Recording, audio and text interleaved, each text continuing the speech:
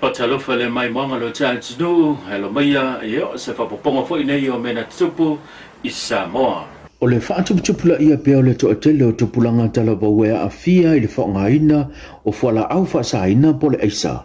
O le tasile o vaenga na sao no iai le ali fo mai, toa tangaloa Dr. Leon Tuitama, i le tele male a fia i o mafofau o ilantou, e tang fia ma whaongaina, whala au whaasaina.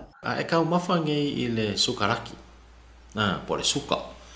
E kau mafangi i le sukaraki, e lako le sukaraki le ilo kingo.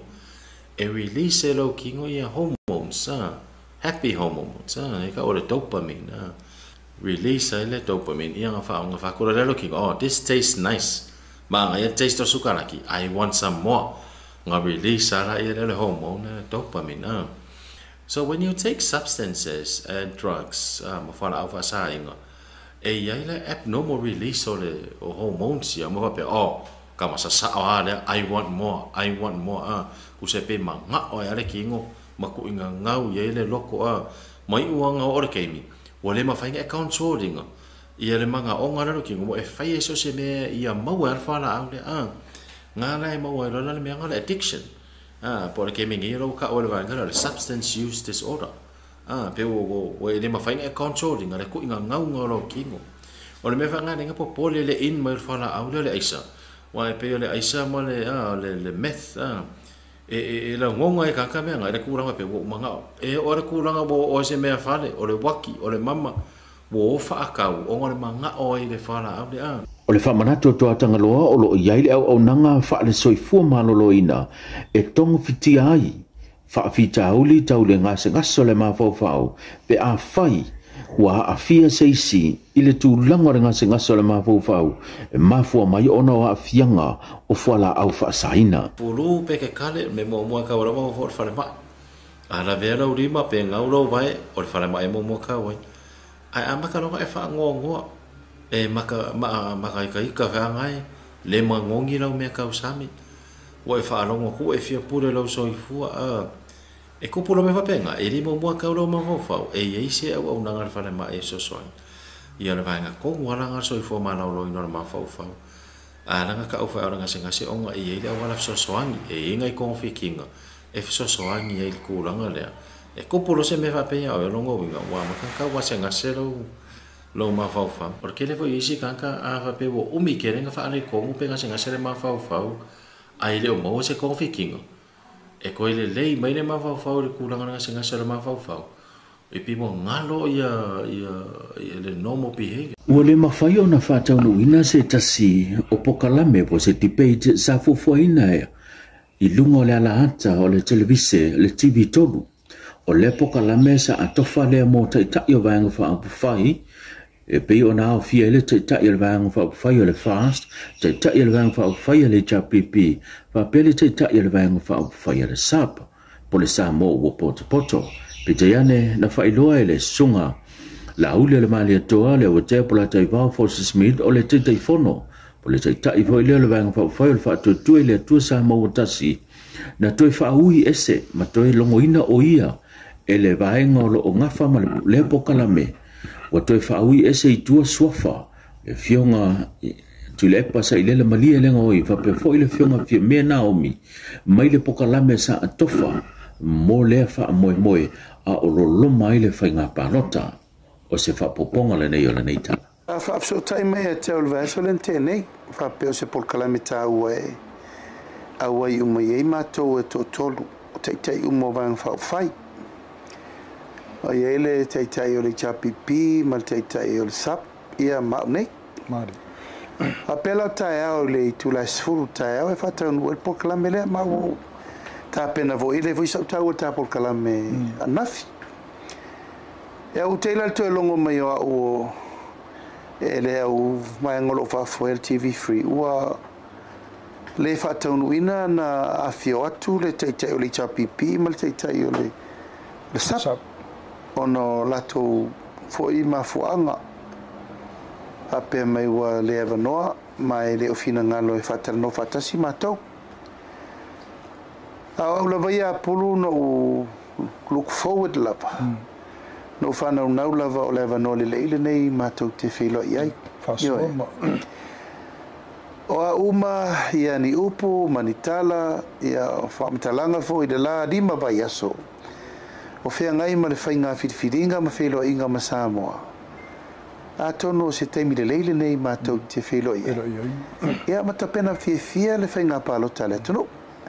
O mana o ngai sa ia ia uia, no manatua le. O le teimi le lei ale nei, mātou te whasoa i fo. Ia, mai foi se fina ngalo i latou e ona po kala. O fe tonu e anga i ai fa mo o le latou foi mana o matou te vele i patas. Ia, na mo wala le tala fa pe mai. O mana ave uma ia fesili ma me uma ta pena mai ia tai o le tu ngai ia mare tai o le samo potpoto. Ja, na fesili me taupe mana o main fesili o fatu. Let's have an open talk.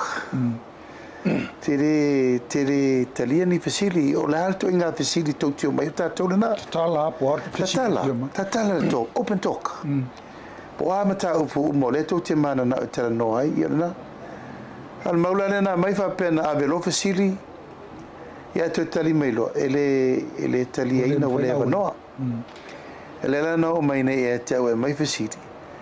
E o fatu le i se no fatu foi o tele mana mine fesiti tatu tara no. Im fa pe mai. Pe matas fingal maria ula tu e fatu no por kala me no leo mai. O mai manino se finangalo o le komisino whainga pāno tele fionga tu e filolo tele for John Stanley e te ena ia le ofisa whainga pāno tele for fuanga ina ia tape pe tapunia le Facebook mo le lua aso leo la whatau tai le whainga panota. Sau no le fionga tu ia filolo i mafuanga o le tūlanga o le Freedom of Informations po le saulo tonga leo tu ina maia mo le tu ina atu po le maua ina fo i o whaamtalanga i se mata upu ai mai se o le tūlanga e pei ona whaamoe e maua ina ai whai ungam whaamtalanga o le whainga panota leo le ahalo whaiva i sa mo i lana whainga whiriwhiringa. O mafu anga ia na mafu ai ona te ena ele ofisa o whainga pānota lea fofuanga mo le tāpunia lea o le Facebook po le api o fōlinga. O le nei tamu whainga na mafua ona whaaleo ele fionga le komisina le mtanga luenga o leo le tofa o paulongo tino Filipo e mafua mai ona le tūlanga feso po hai o whamatalanga ma wa felafo i lunga le upenga ta whailangi wa whaaleanga ina ai le isi tangata wala lafo upu whai pa pe fo i upu wa taulanga ina ai le whaasinomanga ma o le isi tangata anga i le isi tangata o le pongai au tūmana mafu anga lea na e se tō whai le matanga luenga o leo ina ia tāpunia le tūlanga o le tātou apia fōlinga po le Facebook mo le lua aso lea la whatau tai ai le whainga pālota. Whailoa le sui o Fisasilia me tanga luenga soi fua malolo ina o le vaiasi e au ngā lea e mo le mai o lo whapena ana pe pesi nei o le fiva po na haivi po le dengue fiva pite iane. Whamalino e le saunoanga le sui o Fisasili e uina o ngā e fesoasoani i le tūlanga o le tino o lo o awhaina ono o le siama o le whaama i le dengue fever. Pita iane e le mawhai e le vaiasi o na tineia le whaama i le fever po na iwi.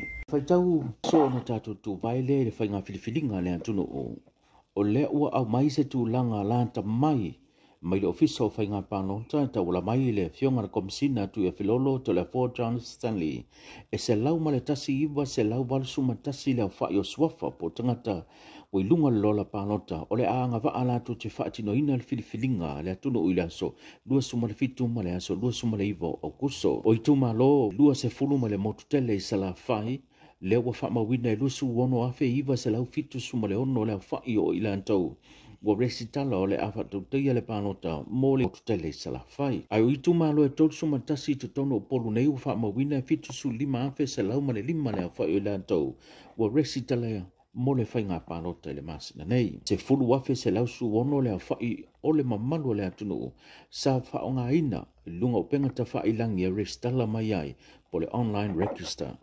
E lima afe ma le lima suma le tolu le whai o le atunu o le ala a whaonga ina le pānota mua mua i le aso lua suma fitu le masina nei po le pre-polling. O whamawina li tu malo whaleata numero tasi, leo lo ma walunga le whai o tangata pālota, leo lo o whamawina e lima afe se lau walu sumalua i le antou wanga waa mo le pālota. O whamawina fōi a le pata tu pā i lalo, leo o whamawina e na o le walu se lau tolu sumaltasi, leo whai o i le antou wanga waa mo le pālota. Ai le motele sala whai o leo whamawina o le tu malo whaasale le anga numero tasi, leo lo ma walunga le whai o tangata wanga waa mo le whainga pālota, e lua afe le lima se fulu ma le tolu. Io se whapoponga fo nei o mena tupu i Samoa. Mo sisi whapoponga e wane ngalo whamnatuatu lo iele tātou o nanga le tātou live stream fitu tolu whawhaono limono le numere whaapasota iai ia ma whaatala noaina pe amo mia le nei o nanga. So fumo ia manuia.